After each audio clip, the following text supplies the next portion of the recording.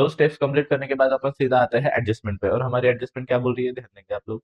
Additional information में, अब additional information में इस बार आपको एडिशनल इन्फॉर्मेशन बॉक्स में दी गई है। अब बॉक्स में आपको ध्यान देंगे, 2 तारीख दी है और 2 तारीख की 2 अलग अलग वैल्यू दी गई। अब जिनको जिनको ये मिथ है कि एनपीओ बहुत हार्ड है, समझने वाला टॉपिक नहीं है, बहुत सिंपल है, एक नियम, एक नियम और सिंगल नियम और सिंपल नियम सबसे अच्छा पूरा एनपीओ छुड़ाने के लिए काम में आएगा आपको। और नियम ये आप ध्यान में रखो, अगला पिछला माइनस, क्या बोल रहा हूं मैं, अगला पिछला माइनस और करंट ईयर वाला आप प्लस करेंगे, अगला पिछला माइनस करेंगे और करंट ईयर वाला क्या करेंगे, प्लस करेंगे। अब मैं क्यों ऐसा बोलता हूँ अगला पिछला माइनस, आप अगर ध्यान देंगे तो आपको एडजस्टमेंट में 2 बॉक्सेस दी गई है और 2 बॉक्सेस की अलग अलग तारीख दी गई है। एक में तारीख है 1/4/2018।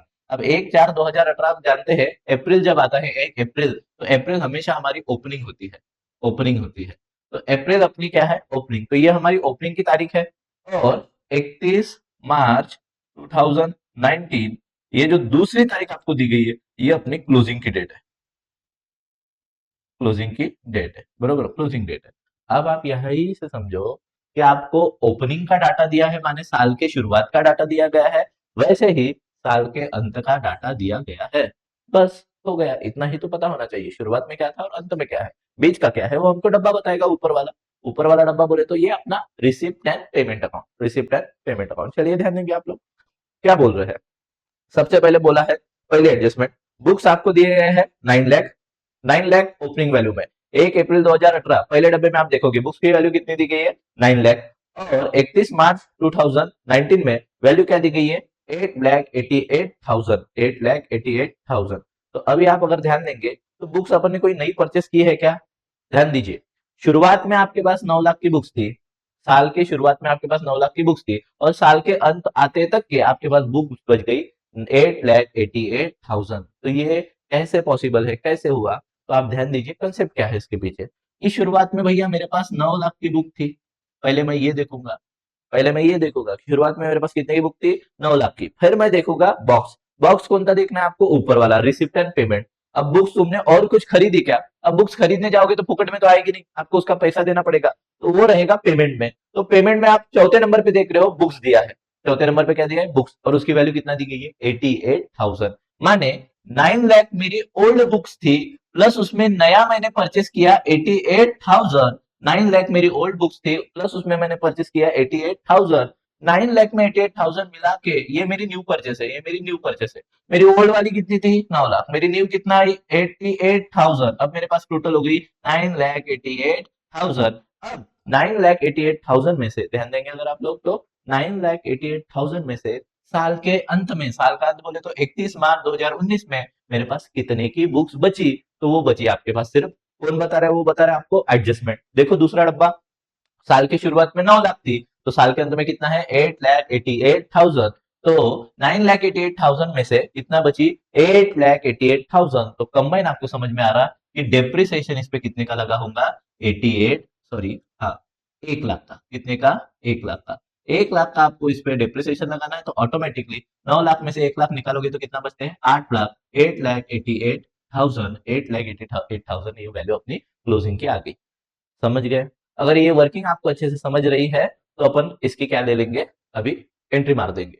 आपको बुक्स सबसे ऊपर लिखनी है असेट में, यहाँ पे मैं लिख दूंगा बुक्स। बुक्स में मैं क्या लिखूंगा, ब्रैकेट में लिखूंगा ओल्ड वाली, ओल्ड बोले तो 7, साल के शुरुआत में मेरे पास कितने की बुक्स थी, तो कितने की बुक्स थी मेरे पास, 9 लाख।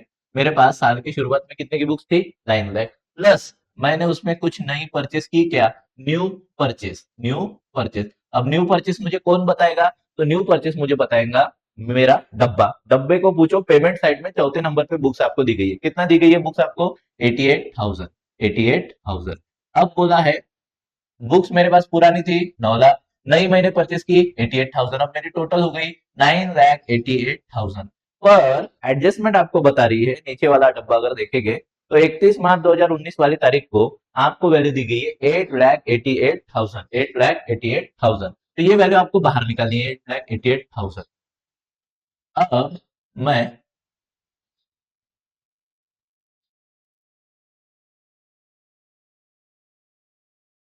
8,88,000, अब 9,88,000 से कितना माइनस करूं तो बाहर 8,88,000 आ जाएगा, सिंपल है। 1 लाख, 9 लाख से 1 लाख रुपए माइनस कर दूंगा तो बाहर कितना आ जाएगा, 8,88,000, 8,88,000। यहाँ पे मैं क्या कर लिखूं, माइनस। अब क्यों माइनस किया भैया, तो यूज हुई होंगी, डिप्रिसिएट हुई होंगी बुक्स है, रीडिंग से फटती है, खराब होती है, टर्न होती है, तो ये सब क्या लिखा जाएगा, डेप्रिसिएशन। डेप्रिसिएशन 1 लाख का, 9,88,000 में से 1 लाख का डेप्रिसिएशन, तो बाहर कितना निकलेंगे, 8,88,000। चलिए, हो गया। पहली अपनी एडजस्टमेंट कंप्लीट है क्या, नहीं। आप जानते हैं हर एडजस्टमेंट के कितने इफेक्ट जाते हैं, 2 इफेक्ट जाते हैं। बट सिमिलरली उसके नीचे जो फर्नीचर के साथ सेम अपने को कंसेप्ट करना है, वो पहले कंप्लीट कर लेते हैं, फिर अपन आएंगे नई एडजस्टमेंट पे। चलिए ध्यान देंगे अगर आप लोग तो, उससे पहले ध्यान रखेंगे आप लोग, अपन ले रहे हैं 18th वाला सम, 18th सम 10th बुक में का। चलिए, फर्नीचर के साथ आएंगे तो फर्नीचर की वैल्यू आपको शुरुआत में कितनी दी गई है, ध्यान देंगे। 1 अप्रैल को माने साल की शुरुआत में आपको वैल्यू दी गई है 3,26,000, 3,26,000, और साल के अंत में आपको वैल्यू बस दी गई है 3 लाख। अब देखेंगे कुछ नया खरीदा है क्या, तो हाँ नया खरीदा है हमने। आप देखेंगे साल के शुरुआत में आपके पास कितने का फर्नीचर है, 3,26,000, और साल के अंत में आपका फर्नीचर आ रहा है कितना, 3 लाख। तो शुरुआत में कुछ नहीं, बीच में कुछ नहीं खरीदा क्या, माने 1 अप्रैल से लेकर 31 मार्च तक इन बिटवीन तुमने कुछ नया कुछ खरीदा क्या, वो अपना प्लस रहेगा, न्यू परचेज। ये मेरा ओल्ड वाला फर्नीचर है। अब मैं नया कितना खरीद रहा हूँ, तो नई की एंट्री आपको पेमेंट साइड में, खरीदोगे तो पैसा तो देना पड़ेगा, तो पेमेंट साइड में आप आइए, तो पेमेंट साइड में आपको दिखेगा, चौथे नंबर पर आपको दिखेगा, चौथे नहीं सॉरी 5वें नंबर पे आपको दिखेगा फर्नीचर 78,000, 78,000। माने मेरे पास पहले से पड़ा हुआ फर्नीचर था 3,26,000 का, फिर मैंने 78,000 का और परचेज किया, तो अब मेरी टोटल कितना हो गई, अब मेरे पास टोटल फर्नीचर कितना है,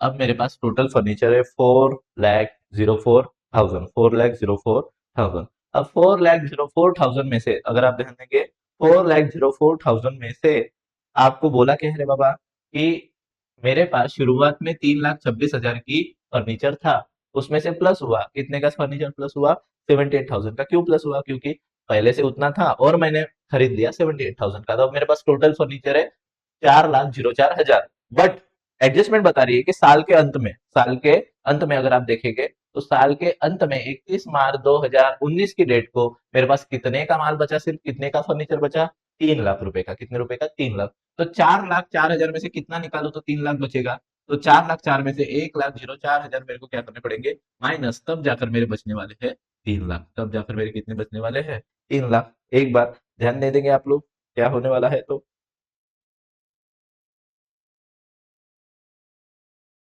1,04,000 अपन क्या कर देंगे, माइनस। अब रहने दीजिए, क्या बोल रहा हूँ, रहने दीजिए।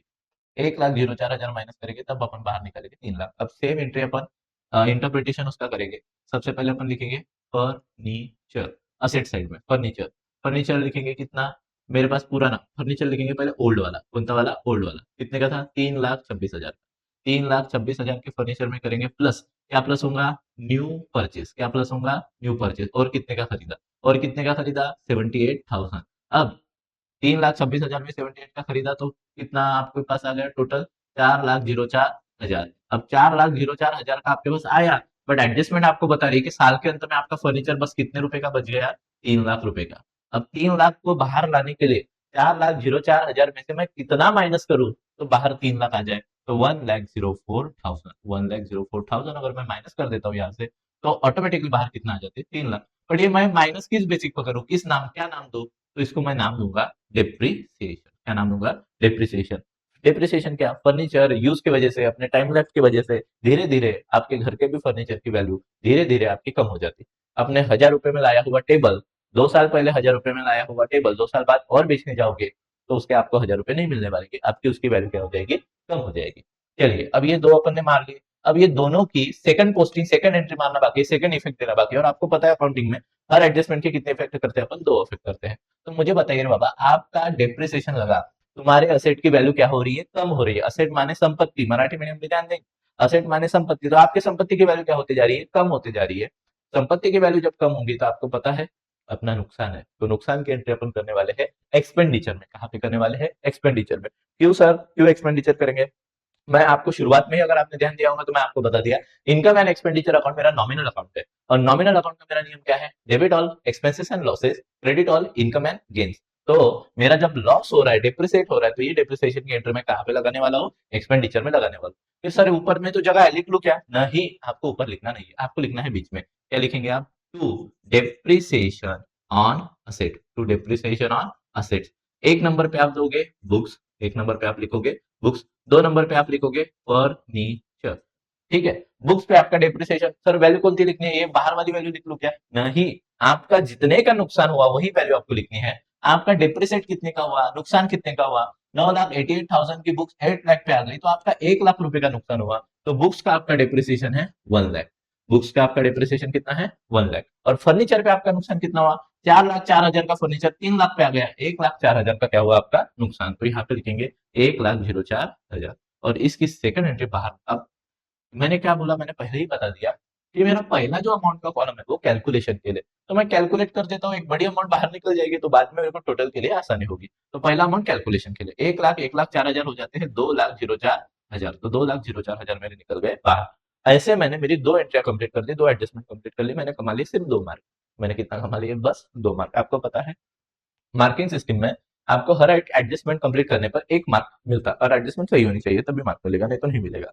उसके बाद बिल्डिंग फंड आपको दिया गया है। आप अगर देखेंगे एडिशनल इन्फॉर्मेशन में, बिल्डिंग फंड की आपको ओपनिंग वैल्यू दी गई है, क्लोजिंग वैल्यू कोई भी दी गई नहीं है, तो आपको ओपनिंग पता है तो अपन ओपनिंग ही लिख लेंगे बिल्डिंग फंड। और आप ध्यान में रखिए सर, फिर बिल्डिंग फंड कहाँ लिखना पड़ेगा सर? आप ध्यान दीजिए, किसी भी अकाउंटिंग में, ना ही एनपीओ, फाइनल अकाउंट या किसी भी में, हर अकाउंटिंग टर्म्स में आप ध्यान रखेंगे, किसी भी प्रकार का फंड अपनी लाइबिलिटी होती है, किसी भी प्रकार का फंड अपनी लाइबिलिटी होती है, और उसी के अगेंस्ट में किसी भी प्रकार की इन्वेस्टमेंट अपनी असेट होती है। किसी भी प्रकार का फंड अपनी लाइबिलिटी होती है, तो किसी भी प्रकार की इन्वेस्टमेंट अपनी क्या होती है? असेट होती है। तो चलिए ध्यान देंगे, बिल्डिंग फंड बोल रहा है तो फंड बोल रहा है तो अपन सिंपली लाइबिलिटी डाल देंगे। सर लाइबिलिटी में ऊपर का भाग तो खाली दिख रहा है, लिख लू के यहाँ पे? नहीं लिखना है, आपको वो जगह अभी भी बचा के रखनी पड़ेगी कैपिटल फंड के लिए। बिल्डिंग फंड आपको लिखना है बीच में, यहाँ पे मैं लिख लूंगा बिल्डिंग फंड। कितना रुपए है मेरा बिल्डिंग फंड? मेरा बिल्डिंग फंड है 6,11,000, 6,11,000।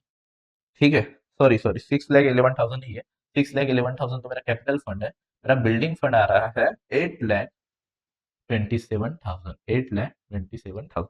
चलिए ध्यान देंगे, बिल्डिंग फंड कितना लिखे अपने? 8,27,000। अब आप देखेंगे कैपिटल फंड। कैपिटल फंड अपन लिखते हैं लाइबिलिटी में, मैं बोल रहा हूँ किसी भी प्रकार का फंड अपनी क्या होती है? लाइबिलिटी। तो हर फंड अपन कहाँ पे लिखने वाले हैं? लाइबिलिटी में। कैपिटल फंड कितना वैल्यू दी गई कैपिटल फंड की? 6,11,000, 6,11,000 वो लिख लेंगे, 6,11,000। चलिए हो गया 6,11,000। ओके, चलिए ध्यान देंगे अब क्या बोल रहा है, फिर से एक बार ध्यान दे देंगे। ये होने के बाद आपको उसके नीचे और एडजस्टमेंट दी गई है। उसके नीचे क्या है सेकंड एडजस्टमेंट अगर अपन पढ़ रहे तो? 60% of donation are for building fund and balances is to be treated as a revenue income. ध्यान देंगे, 60% ऑफ डोनेशन माने आपको डोनेशन में जितना पैसा मिला है उसके 60% किसके लिए मिला है? बिल्डिंग फंड के लिए। किसके लिए मिला है? बिल्डिंग फंड के लिए। अब आप ध्यान देंगे एनपीओ में होता क्या है?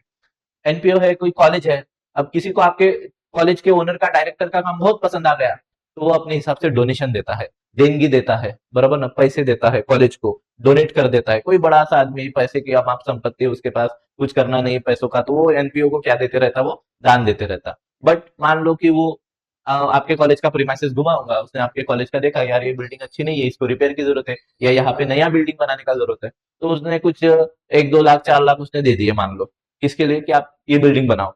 ठीक है, तो ये जो देने वाला है डोनेशन, अगर उसने बोला कि इससे बिल्डिंग बनेगी, तो आप वो डोनेशन का पैसा और किसी भी जगह खर्च नहीं कर सकते, आपको उस मिले हुए डोनेशन से बिल्डिंग ही बनानी पड़ेगी। तो जो डोनेशन बिल्डिंग फंड के लिए रहेगा वो आपको बिल्डिंग फंड में क्या करना पड़ेगा? प्लस। तो पहले से अपन देखेंगे मेरा बिल्डिंग फंड कितना है? 8,27,000। इसको अभी मैं आउटर कॉलम में ना लिखते हुए इनर कॉलम में लिखता हूँ, 8,27,000। अब 8,27,000 मेरा पहले से बिल्डिंग फंड है। अब एडजस्टमेंट मेरे को क्या बता रही है कि बिल्डिंग डोनेशन का 60% मेरे को बिल्डिंग फंड के लिए मिला। तो डोनेशन, देनगी, दान, ये जो भी है एनपीओ की इनकम रहती है। सर इनकम है तो डोनेशन लिख लू क्या ऊपर? नहीं, डोनेशन भी आपको लिखना है बीच में, यहाँ पे बाय लिखेंगे डोनेशन। सर इसकी वैल्यू कहाँ पे मिलेगी मेरे को? डोनेशन की वैल्यू, ये वैल्यू आपको बताएगा रिसिप्ट एंड पेमेंट वाला डब्बा। रिसिप्ट में जाइए, क्योंकि आपको मिला है डोनेशन, तो रिसिप्ट में ही मिलेगा वो। रिसिप्ट में आप अगर देखेंगे तो थर्ड नंबर पे आपको दिया है डोनेशन 7 लाख, एक बड़ी सी अमाउंट दी गई है। डोनेशन की वैल्यू कितना दी गई है? 7 लाख। अब 7 लाख ये डोनेशन की वैल्यू जो आपको दी गई है, ध्यान देंगे आप लोग। 7 लाख आपका डोनेशन है। अब 7 लाख रुपए में से आपको माइनस करना है, क्या करना है, माइनस 7 लाख रुपए में से 60%, -60% is for building, building fund. 60% is for building fund. अब 7 लाख में से 60% किसके लिए है, बिल्डिंग फंड के लिए। अब 7 लाख का 60% कैसे निकाले, ध्यान देंगे। 7 लाख आप लिख लेंगे, 7 लाख। अब 7 लाख में से कुछ नहीं करना है आपको, कितना परसेंट निकालना है इसके, 60%। 7 लाख में से कुछ नहीं करना है, ये देखो 7000000 ये आ रहे 7 लाख। 7 लाख में से बस आखिरी एक जीरो क्या कर देना है, कट कर देना है, आखिरी एक जीरो क्या कर देना है, कट। तो ये आ गया आपको कितना परसेंट, 10%। पीछे का एक जीरो काटने पर आपको कितना मिलेंगे, 10%। अब पीछे का एक जीरो काटने के बाद आपको 10% मिल गए, तो 10% कितना हो रहा है आपके, 70,000। 10% कितना हो रहा है, 70,000। और आपको चाहिए कितना, हमें तो सर 10% नहीं चाहिए, हमें तो 60% निकालने हैं। तो भैया 10 को अगर मैं कितने से मल्टीप्लाई करूं तो 60 आ जाएंगे। 10 को मेरे को मल्टीप्लाई करना पड़ेगा 6 से। 10 × 6 इज इक्वल टू 60, तो ये आ गया 60%। तो 70,000 को भी मेरे को कितने से मल्टीप्लाई करना पड़ेगा, 6 से, बरोबर ना। तो 7 सकम बेचाळ, तो किती येत आहे रे, 4,20,000। 4,20,000 रुपये याच्यातून डोनेशन 7 लाख में से 4,20,000, 4,20,000 रुपए आपको क्या करने पड़ेंगे, माइनस करने पड़ेंगे। 4,20,000 आपको क्या करने पड़ेंगे, माइनस। 7 लाखातून 4,20,000 तुम्ही माइनस करा, बोला किती येते, 7 लाख में से 4 लाख निकालेंगे, बचते देखो माइनस भी करना कैसे, टेक्निक है, आपको टर्म्स याद रखने पड़ेंगे, आपको एक जॉइंट याद रखने पड़ेंगे। जॉइंट कौन सा सर, कैसे जॉइंट सर, तो ध्यान रखो, 4 और 3 7, 4 आणि 3 7, 4 आणि 3 7 जेव्हा होते तेव्हा 7 लाख मधून अगर मी 4 मायनस करतो तो उरते 3 लाख। 3 लाख मधून मी 20,000 मायनस करतो तो उरते किती रुपये उरते रे, 2,80,000। किती उरते, 2,80,000। ओके। अब ये 2 लाख जो 80,000 बच रहे हैं उसका कुछ करना है क्या, देख लेंगे। हाँ, कुछ नहीं करना है, बाकियों को मेरे को रेवेन्यू इनकम दिखाना है। रेवेन्यू इनकम बोले तो मेरी इनकम में दिखेगा।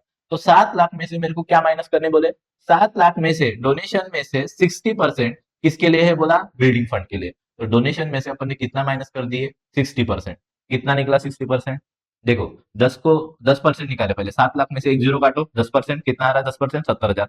70,000 अगर 10% है तो 60% कितना, 10 को इंटू करो 6 से, 60% मिल जाएंगे। 70,000 को भी इंटू करो 6 से, 7 सकम 42, 4,20,000 हे त्याचे किती येत आहे रे, 60%। मग बिल्डिंग फंड मधून, सॉरी डोनेशन मधून, किससे रे बाबा, डोनेशन में से अपन कितना माइनस कर दिए रे बाबा, डोनेशन में से अपन ने 60% माइनस कर दिया, 4,20,000 यहां से माइनस करेंगे और बिल्डिंग फंड में क्या कर देंगे, प्लस। बाजू में ही बिल्डिंग फंड में क्या कर देंगे, प्लस। क्या लिखो रे भाई यहाँ पे मैं, 60% of donation, 60% of donation, TION donation. माने बिल्डिंग फंड था पुराना वाला 8,27,000, और 8,27,000 के पुराने वाले बिल्डिंग फंड में 60% डोनेशन और ऐड हो गया, 60% डोनेशन और ऐड हो गया। तो 7 लाख में से 60% बोले तो 4,20,000 अब कहाँ पे लिखे जाने चाहिए, बिल्डिंग फंड में लिखे जाने चाहिए, 4,20,000। तो अब अगर आप टोटल करते हो तो ध्यान लगा दीजिए, 8,27,000 आपका पहले से ही बिल्डिंग फंड था और 60% डोनेशन का उसमें जुड़ गया, तो टोटल वो जा रही है 12 लाख, 12,47,000। तो टोटल आपकी जा रही है 12,47,000। ओके, 12 लाख। तो ये अमाउंट बाहर लिखेंगे अभी, 12,47,000, 12,47,000। ओके, 12,47,000 ये आपका टोटल अभी आ रहा है बिल्डिंग फंड। चलिए, ये होने के बाद अपने को क्या करना है, ये होने के बाद नेक्स्ट एडजस्टमेंट हो गए ना, दो इफेक्ट आप अगर ध्यान देंगे, दो इफेक्ट हो गए। मेरा डोनेशन, मेरी इनकम थी, रिसिप्ट में दिया था 7 लाख की मेरी डोनेशन आई थी। 7 लाख की डोनेशन में से ये कौन बता रहा मेरी 7 लाख की डोनेशन आ रही है, मेरे को बता रहा मेरा डब्बा। डब्बे ने क्या बताया कि आपको 7 लाख की डोनेशन आई, पर एडजस्टमेंट आपको क्या बता रही है कि उसमें से 60% किसके लिए है, बिल्डिंग फंड के लिए। तो भैया जो बता रही है वो तो करना पड़ेगा। डोनेशन में से 60% माइनस कर दिए, 4,20,000 यहाँ से कम कर दिए, और जहां पे लिखने हमें बोले थे बिल्डिंग फंड में लिखवा दो, तो लिखवा दिए। तो अभी टोटल आ रही बिल्डिंग फंड की 12,47,000। चलिए अब उसके बाद ध्यान देते हैं outstanding salary staff, outstanding salary to staff. चलिए ध्यान देंगे,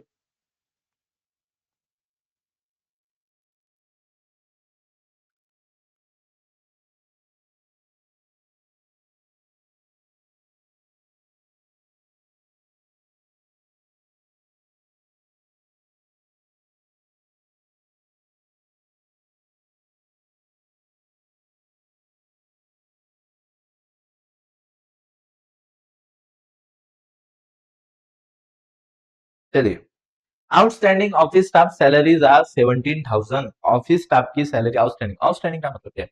आउटस्टैंडिंग बोले तो देना बाकी है। क्या क्या है? देना बाकी है। क्या देना बाकी है? ऑफिस स्टाफ को सैलरी अभी भी देना बाकी है। कितना रुपए देना बाकी है बता रहा है, डब्ल्यू को पूछिए। आपका एडजस्टमेंट बता रही है, आपकी एडजस्टमेंट बता रही है कि 70,000 रुपए अभी भी देना बाकी है। तो जैसे ही आपको आउटस्टैंडिंग बोला जाए तो आपका हाथ कहाँ पे चला जाना चाहिए? ध्यान दीजिए, अगर देना बाकी है तो देना तो पड़ेगा।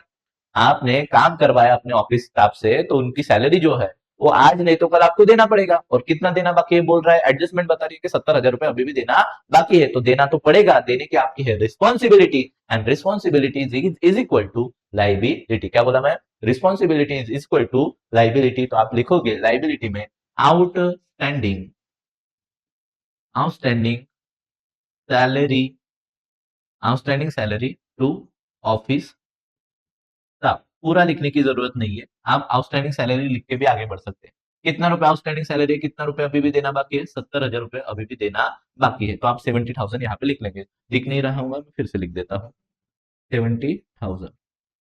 अब ध्यान दीजिए आप लोग, आउटस्टैंडिंग सैलरी, मुझे अभी भी सैलरी देना बाकी है। कितना रुपए देना बाकी है? 70,000। तो कुछ दी भी तो होंगी। जो मैंने क्या बोला, हर एडजस्टमेंट के कितना इफेक्ट करते हैं? दो। 70,000 रुपए अभी भी देना बाकी है, लाइब्रेरी में लिख लिए। पर कुछ दी भी तो होंगी, और देने वाली कौन बताएगा अभी हमको? पेमेंट वाला डब्बा। रिसिप्ट एंड पेमेंट पे आइए। पेमेंट में आपको सबसे ऊपर सेकंड नंबर पर आपको दी गई है office staff salary to office staff. कितना पेमेंट दिया गया ऑफिस स्टाफ को? 8,55,000। ऑफिस स्टाफ को सैलरी कितना दी गई है? 8,55,000। अब आप सोचिए, मैं जब सैलरी दे रहा हूं तो मेरी इनकम हो रही है कि खर्चा हो रहा है? अगर आप अकाउंटिंग में हो, आप कॉमर्स में हो, तो आप काम करने वाले नहीं, काम देने वाले बनते हो। आप अपने यहाँ पर लोगों को काम पे लगाने वाले बनते हो, समझे हो? तो आपके यहाँ पे ऑफिस में, आपके ऑफिस में एम्प्लॉइज काम करने वाले हैं, उनकी ऑफिस स्टाफ की सैलरी आपको पेमेंट की है आपने 8,55,000। ये मैं नहीं बता रहा हूँ, आप देख रहे हो पेमेंट साइड में सेकंड नंबर पर ऑफिस स्टाफ दिया है। तो आप लिखेंगे सबसे पहले to salary to office staff.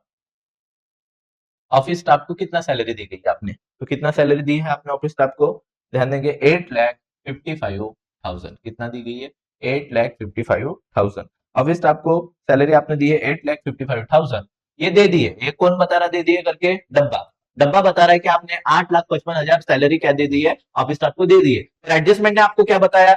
Adjustment ने हमें क्या बताया कि आउटस्टैंडिंग सैलरी ऑफिस स्टाफ को अभी भी सैलरी देना बाकी है। कितना रुपए अभी भी देना बाकी है? 70,000 रुपए अभी भी देना बाकी है। तो यहाँ पे मैं क्या कर दूंगा? आउटस्टैंडिंग हमेशा मैं क्या करूंगा? प्लस। तो आउटस्टैंडिंग मैं प्लस कर दूंगा कि आउटस्टैंडिंग सैलरी, आउटस्टैंडिंग सैलरी कितना रुपए अभी भी देना बाकी है? 70,000 रुपए अभी भी देना बाकी है। तो बाहर मेरा आने वाला है 9,25,000। मेरा बाहर कितना आने वाला है? 9,25,000। चलिए उसके बाद 9,25,000 के बाद आप ध्यान देते हैं 9,25,000 हो गया। तो हमारी पूरी एडजस्टमेंट, जो हमको तीन एडजस्टमेंट दी थी बेसिक, पहले इसमें दो एडजस्टमेंट थी हमारी, तो हमें जो तीन एडजस्टमेंट दी थी वो हमने कंप्लीट कर ली। इस पे आपको 3 मार्क मिल जाएंगे। और आप स्टेप वाइज चलेंगे तो आप देखेंगे अपने स्टेप्स कौन कौन सी कंप्लीट कर ली है हमने। फॉर्मेटिंग अच्छे से कर ली है, नामकरण कर लिया, तीन एडजस्टमेंट हमें दी थी वो कंप्लीट कर ली। अब हमें को करनी है पोस्टिंग। अब आते हैं पोस्टिंग में। पोस्टिंग में आपको दिखा है रिसिप्ट साइड। अब रिसिप्ट साइड में आपको कैश एंड बैंक बैलेंस दिया है 12,00,000, 12,000 और 2,00,000। आपको यूट्यूब में आने वाली एड की तरह उसको स्किप करना है। यूट्यूब में आने वाली एड की तरह वो अमाउंट क्या करना है? स्किप। सर हमेशा स्किप करना पड़ेगा क्या? नहीं, ध्यान दीजिए, अगर सम में, प्रॉब्लम में सामने से कैपिटल फंड दिया रहेगा, सामने से क्या दिया रहेगा? कैपिटल फंड दिया रहेगा, तब आपको, सामने से कैपिटल फंड दिया रहेगा तब आपको ये जो बैलेंस ब्रॉट डाउन वाला काम है वो स्किप करना पड़ेगा। दोनों, कैश और बैंक दोनों को क्या कर देंगे अपन? स्किप। फिर सर पकड़ना कब है? जब सामने से कैपिटल फंड की वैल्यू बता नहीं रहा है या कोई भी हिंट आपको दे नहीं रहा है सब, तब जाकर आपको क्या करना है? ये वैल्यू कंसिडर करनी है, पकड़नी है। नहीं तो इसको क्या कर देंगे? स्किप। तो रिसिप्ट एंड पेमेंट में अपन ध्यान देंगे, रिसिप्ट साइड में जो बैलेंस ब्रॉट डाउन की वैल्यू होती है वो अपने को क्या करनी है? स्किप, याद रखेंगे। उसके बाद इंटरेस्ट, उसके बाद क्या है? इंटरेस्ट। तो भैया मेरे को कहीं से इंटरेस्ट मिला, बैंक से इंटरेस्ट मिला होगा, तो ये मिला होगा तो मेरी क्या है? इनकम। तो मैं कहां पे लिखूंगा? इनकम में क्या लिखूं? By INTREST, interest. कितना रुपए है मेरा? इंटरेस्ट कितना मिला मेरे को? 60,000। कितना मिला? 60,000। ए साइड लिखेंगे तो बाय, ए साइड लिखेंगे तो टू। उसके बाद इंटरेस्ट मिला मेरे को 60,000। डोनेशन मेरा हो गया है अभी। आप ध्यान दीजिए, बहुत से बच्चे क्या करते हैं, हुई हुई चीज को बाद में फिर से रिपीट लिखेंगे। आपको वो भी ध्यान में एट अ टाइम रखना पड़ेगा कि भैया मेरा डोनेशन हो चुका है तो मुझे उसको रिपीट नहीं करना है। डोनेशन हो गया अपना ट्यूशन फीस, नो डाउट। आप कॉलेज चला रहे हो तो आपको तो ट्यूशन फीस आनी ही आनी है। तो हमने ट्यूशन फीस हमने कितना कमाई है ट्यूशन फीस से? 15 लाख रुपए, एक बड़ी अमाउंट हमने कॉलेज 15 लाख रुपए अपने कहाँ से कमाए? उसने ट्यूशन फीस से कमाए है। ट्यूशन फीस के बाद आती है एडमिशन फीस। एडमिशन फीस भी मेरी इनकम है। By admission fees, admission fees भी मैं इनकम में ही लिखूंगा। कितना रुपए एडमिशन फीस आई मेरे को? 65,000। मैं डायरेक्ट अमाउंट कहाँ पे लिखने वाला हूँ? बाहर। उसके बाद टर्म फीस, कोई टर्म फीस रही होंगी मेरी, तो वो भी मेरी तो क्या है? इनकम ही है। टर्म फीस से मेरे को कितना इनकम होती? 4 लाख रुपए। कितना? 4 लाख रुपए। चलिए, अब सब मैंने पहले ही बता दिया। रिसिप्ट माने आपको मिला, तो मिली हुई सारी चीज आपकी क्या रहने वाली है? इनकम रहने वाली है। तो आपको पूरा पूरा डब्बा इनकम में उतार देना है, सिर्फ कुछ छोड़ दे तो। उसके बाद एडमिशन फीस के बाद टर्म फीस, टर्म फीस के बाद लिखा है ड्रामा रिसिप्ट। ड्रामा रिसिप्ट बोले तो आपने अपने कॉलेज में कोई ड्रामा रखा होगा, उसकी कुछ टिकट्स बेची होगी, तो टिकट्स बेच के ड्रामा की आपको क्या रिसिप्ट हुई? ड्रामा बोले तो नाटक, ध्यान में रखना। ड्रामा रिसिप्ट, ड्रामा रिसिप्ट आपको कितना आई है? 1 लाख रुपए। तो वो मैं बाहर लिख लूंगा, 1 लाख रुपए। 1 लाख रुपए की ड्रामा रिसिप्ट कमाने के बाद to rent from the use of a hall, हमको रेंट भी मिला। रेंट भी मिला।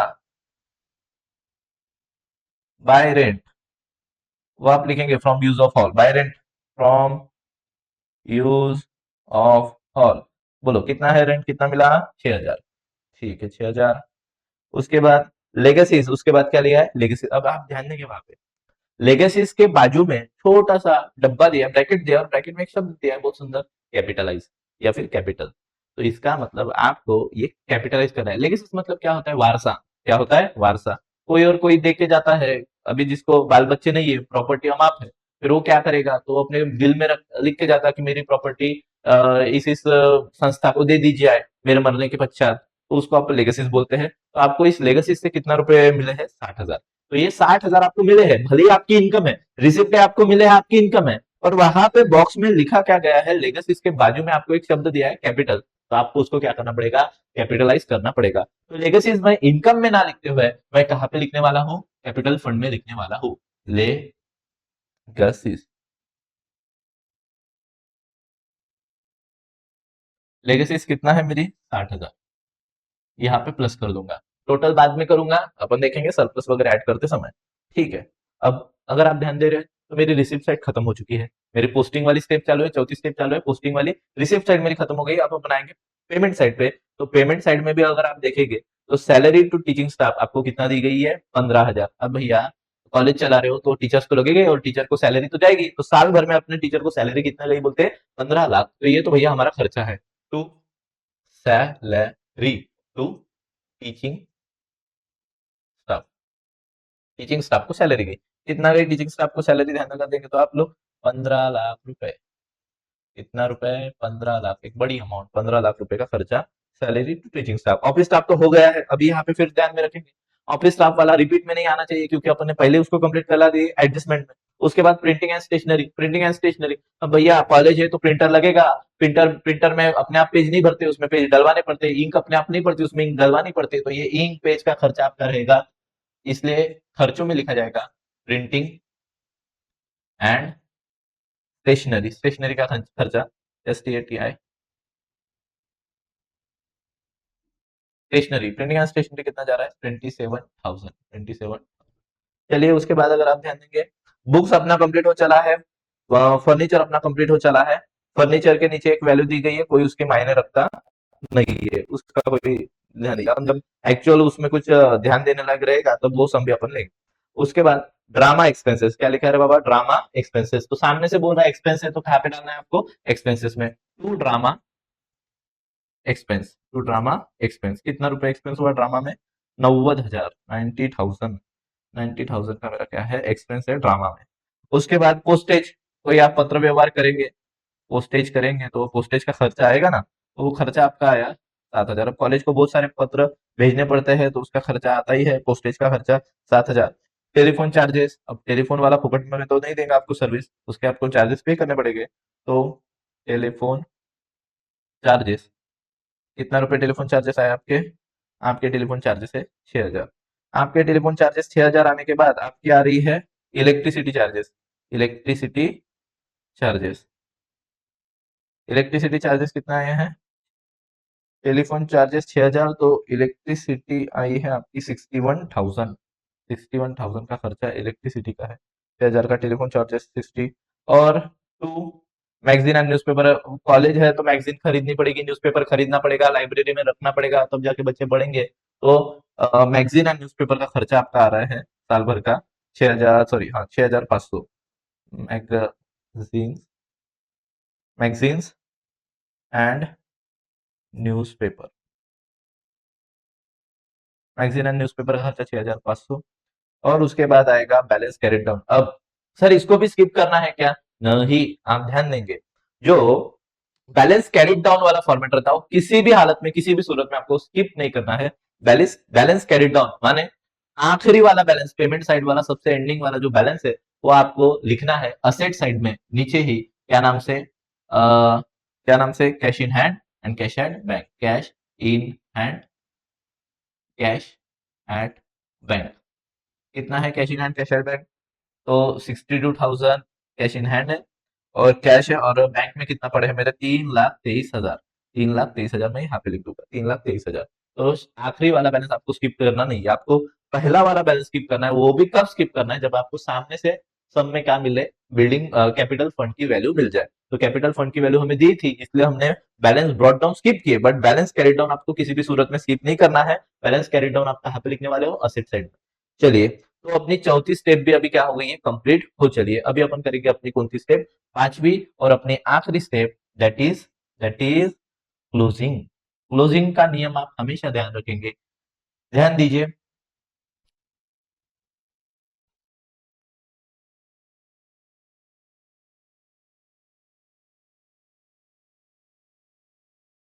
क्लोजिंग का नियम आप ध्यान ध्यान में रखेंगे। आपको आपको ध्यान में रखेंगे। आपको क्लोजिंग का नियम ध्यान में रखना है। एक लाइन ऊपर, दो लाइन नीचे, एक लाइन ऊपर, दो लाइन नीचे। ध्यान में दीजिए। एक लाइन ऊपर, दो लाइन नीचे। अब क्लोजिंग में करना क्या पड़ता है सर? हमको बताइए सर, हमको क्लोजिंग आती ही नहीं है। ध्यान दीजिए, सिंपल तीन नियम है। क्या नियम है? बड़े में से छोटा होगा माइनस। बड़े में से छोटे को क्या करेंगे? माइनस। बड़े में से छोटे को करेंगे माइनस और बड़ी अमाउंट लिखेंगे दोनों साइड में। बड़ी अमाउंट लिखनी है आपको दोनों साइड में और बड़े में से छोटे को क्या करना है? माइनस। फिर अब सर अब डेबिट साइड बड़ी है सर या क्रेडिट साइड बड़ी है, इसका हम कैसे पता लगाएं? तो एक ही तरीका है उसको पता लगाने का, आपको कैलकुलेट करना पड़ेगा। और अगर आपको पहले कौन बड़ा रहेगा इसका अंदाजा अगर लगाना है तो आप उसके वैल्यूज देख लीजिए कि कौन से साइड में वैल्यूज गेन में है। बड़ी बड़ी वैल्यूज जिस साइड में है वही साइड आपकी क्या आने वाली है? सरप्लस वाली साइड, बड़ी वाली साइड आने वाली है। तो पहले अपन गिन लेते हैं। 4 lakh plus 65,000 plus 60,000 plus 15 lakh plus 2,80,000 plus 1 lakh plus 6,000। तो आपकी टोटल आ रही है 24,11,000। 24 लाख, 24,11,000, 24,11,000। अब ध्यान देंगे कि ये छोटी आ रही है कि बड़ी आ रही है? तो ये आएंगी छोटी। क्यों छोटी आएंगी? 24,11,000। ध्यान देंगे आप। 24 लाख की वैल्यू कितना आ रही है? 24,11,000। अब आप इधर की वैल्यू अगर ध्यान देंगे तो यहाँ पे वैल्यूज बड़ी दिख रही है। 9 लाख की वैल्यू, यहाँ पे 4 लाख की, 15 लाख, तो दोनों सेम है। बट यहाँ पे जो 90,000, 61,000 है, तो यहाँ पे वैल्यू बड़ी आ रही है, तो वैल्यू आएगी बड़ी। ध्यान दीजिए, वैल्यू ये वाली कैलकुलेट करेंगे अभी। 9,25,000 plus 15 lakh plus 2 lakh, sorry 2 lakh नहीं, 27,000 प्लस करेंगे। प्लस 27,000 के बाद 2,04,000 प्लस 90,000 प्लस 7,000 प्लस 6,000, 6,000, 61,000 प्लस 6,500। तो आपकी ये वैल्यू आ रही है, कितना आ रही है? 61,000 पकड़े तो 9,25,000 है ना ये।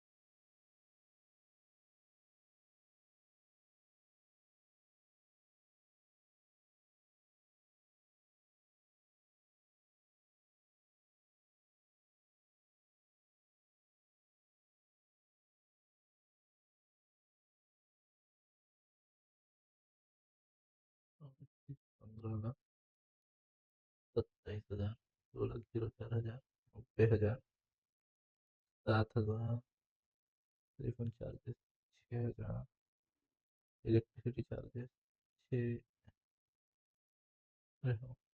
इलेक्ट्रिसिटी चार्जेस कितना आ रहा है? 90,000 नहीं होंगे। ठीक है, अपनी टोटल कितनी आ रही है दोस्तों, ध्यान देंगे। अपनी टोटल आ रही है 61,000 के प्लस के बाद अपनी टोटल आ रही है 28, अपनी टोटल आएंगी एक लाइन ऊपर दो लाइन नीचे 28,000, 28,26,500, 28,26,500 में से ये 24,11,000 वाली अमाउंट, 24,11,000 वाली अमाउंट अपन क्या कर देंगे, माइनस 24,11,000। अब देख लो 28 बड़ी है कि 24 बड़ी है, 28 लाख, 28 लाख में से ये 24,11,000 वाली वैल्यू अपन क्या कर देंगे, माइनस कर देंगे, 24,11,000 वाली माइनस माइनस कर देंगे।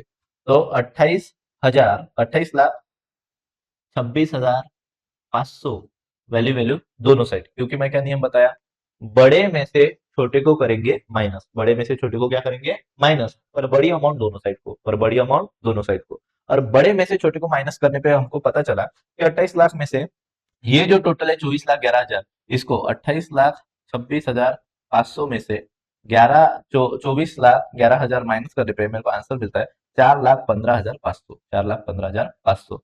अब मुझे बताइए, ध्यान दीजिए,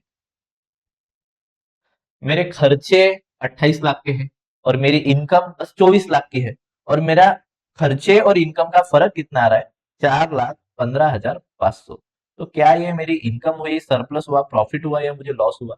तो मैं कमा रहा हूं यहाँ पे लॉस, क्योंकि मेरे खर्चे ज्यादा है और मेरी इनकम क्या है, कम।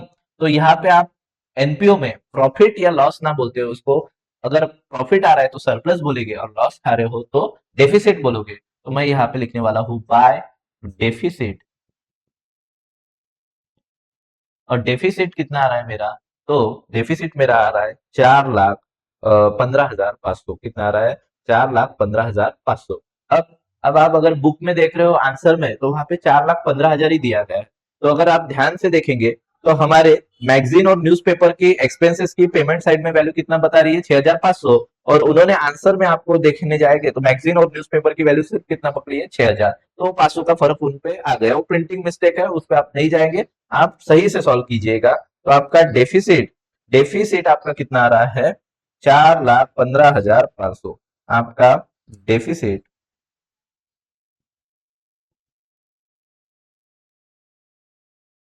आपका डेफिसिट कितना आ रहा है, 4,15,500। अब डेफिसिट के नीचे एक ब्रैकेट करके आपको एक लाइन लिखनी है, क्या लाइन है वो? अब मुझे बताइए आपके क्या ज्यादा जा रहे हैं, आपके ज्यादा जा रहे हैं खर्चे, तो आप लिखेंगे excess of expenditure, excess of expenditure over income. इसका लाइन का मतलब क्या है कि खर्चों का इनकम से ज्यादा होना, खर्चों का इनकम से ज्यादा होना, माने आपकी इनकम कम है और इनकम से ज्यादा आपके क्या है, खर्चे है, इसलिए आपका क्या आ रहा है, डेफिसिट। कितने का डेफिसिट आ रहा है, 4,15,500। अब ये डेफिसिट क्या करेंगे, जैसे अपन फाइनल अकाउंट में प्रॉफिट करते हैं, प्रॉफिट नेट प्रॉफिट करते हैं कैपिटल में प्लस, और नेट लॉस करते हैं कैपिटल में से माइनस, सेम यहाँ पे भी सरप्लस अगर आता था तो मैंने वहां पे कैपिटल फंड में प्लस किया रहता, पर मेरा आया है डेफिसिट, तो मैं कैपिटल फंड से क्या कर दूंगा, माइनस। तो पहले मैं ये टोटल कर लेता हूँ। कैपिटल फंड मेरा पुराना वाला था, मेरे को एडजस्टमेंट ने ही बता दिया था, कैपिटल फंड मेरा कितना है, 4,11,000। कितना है, 6,11,000। और 6,11,000 में लेगेसी इसके बाजू में भी ब्रैकेट में कैपिटल लिखा था, तो मैं उसको कैपिटल में लेके चला गया। तो 6,11,000 प्लस 60,000 की लेगेसीज मिलाकर मेरा टोटल कैपिटल बन जा रहा है 6,71,000। और 6,71,000 में से मेरे को क्या माइनस करना है, तो मेरे को डेफिसिट 4,15,500 का माइनस कर दूंगा, डेफिसिट, डेफिसिट माइनस डेफिसिट, 4,15,500 रुपए क्या कर दूंगा, माइनस। अब आप माइनस करते हैं, चलिए ध्यान देंगे, 4,15,500 माइनस करते हैं अपन, 6,71,000 में से 4,15,500 माइनस करेंगे तो आंसर आएगा 2 लाख, 2,55,500, 2,55,500, 2,55,500। चलिए ध्यान देंगे, अब ये मेरा आ गया मेरा डेफिसिट आ गया, अब मैं क्लोजिंग में मेरा पहला डब्बा बंद हो गया, एक लाइन ऊपर दो लाइन नीचे, अब मेरे को बैलेंस शीट टैली करनी है, इस पर मेरे को पूरे के पूरे 12 मार्क मिल जाएंगे इस सब में। ये आप ध्यान रखिए कि बोर्ड में इस क्वेश्चन का वेटेज 12 मार्क का आता है, तो 12 मार्क के लिए आप में दो जो मार्क बचते हैं, 10 मार्क के बाद 2 मार्क बचते हैं, उसमें 2 मार्क टैली के रहते हैं, तो आपको ये टैली लगानी पड़ेगी, तभी जाकर आपको 2 मार्क मिलेंगे। टैली कैसे लगाते हैं, दोनों साइड इक्वल आनी चाहिए। तो ये वैल्यू आ रही है 2,55,500, उसमें प्लस करूंगा 12,47,000, प्लस और कर दूंगा 70,000। तीन ही वैल्यू है लाइबिलिटी साइड में, और वैल्यू आ रही है 15,72,500, 15,72,500। और अब वहां पे वैल्यू देखूंगा, तो वहां पे ध्यान देंगे आप लोग, 15,72,500, वो वैल्यू देखिए टोटल कितना आ रही है, 88,88,000, 8,88,000 माइनस, सॉरी 3 लाख, और फिर 62,000, और फिर 3,23,000। तो आप देखेंगे 500 का डिफरेंस आ रहा है, कितने का डिफरेंस आ रहा है, 500 का। और ये 500 का डिफरेंस क्यों आया, एक्चुअली अपना सम टैली है, एक्चुअली अपना सम क्या है, टैली। 157 157, सॉरी 15,72,000, 15,72,500 पे अपना सम क्या है, टैली है। अब ये सर आप कैसे टैली बोल रहे हो, ये तो डिफरेंस आ गया है 500 रुपए का, तो ये 500 का डिफरेंस क्यों आया बेटा, क्योंकि अपनी प्रिंटिंग मिस्टेक थी। हमें मैगजीन और न्यूज़पेपर की वैल्यू कितना दी गई थी, हमें मैगजीन और न्यूज़पेपर की वैल्यू दी गई है 6,500 बॉक्स में, पर अगर आप आंसर में जाएंगे तो उसकी वैल्यू उन्होंने कितना पकड़ी है, सिर्फ 6,000 पकड़ी है। तो अगर आप भी इसको वैल्यू को 6,000 पकड़ लोगे और पूरा सम रिपीट में कैलकुलेट करके देखोगे, तो आपका आंसर यहाँ पे 500 से डिफरेंस नहीं आएगा। आपका टैली रहने वाला है 15,72,000 पे, 15,72,000 पे आपका क्या रहने वाला है, ये टैली रहने वाला है। ध्यान देंगे आप लोग, बुक के इस पर नहीं जाएंगे, आपको अपने हिसाब से ये सम क्या करना पड़ेगा, सॉल्व करना पड़ेगा। आपका ये वैल्यू आएगा 15 लाख, ठीक है, 15,72,000 पे। तो अभी आपके लिए होमवर्क है, आपको यही सम, ये जो वैल्यू है जो मैंने 6,500 पकड़ी थी बुक की देख के, उसको 6,500 ना मानते हुए वापस से आप कितना मान लेंगे, 6,000 मानकर। मैंने कितना मानी थी, 6,500, क्योंकि बुक में वैसे दिया था। आपको ये वैल्यू 6,000 मानते हुए यही सब रिपीट में सॉल्व करके देखना है, अभी सॉल्व करके देखिए, आपका ये सम कंफर्म हो जाएगा, पक्का हो जाएगा। ठीक है, थैंक यू। यही